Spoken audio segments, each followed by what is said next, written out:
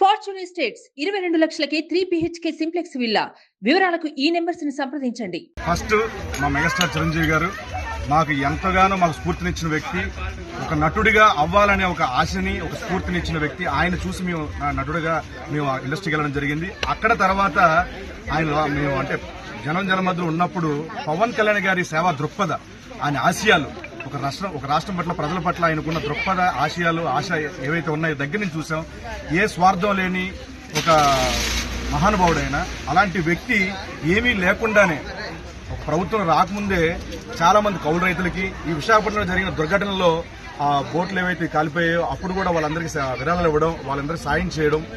so ఏ అధికారం లేకుండానే ఇంత చేస్తున్నారంటే ఇలాంటి వ్యక్తి ఒకవేళ ఒక పదవి ఇచ్చి చూడండి, ఒక ఓటేసి చూడండి, ఒక అసెంబ్లీ వరకు పంపించండి, అలాంటి వ్యక్తి ఏమీ లేనప్పుడు ఇంత చేస్తున్నారంటే వచ్చిన తర్వాత పువ్వుల్లో పెట్టి చూసుకుంటారు, గుండెల్లో పెట్టి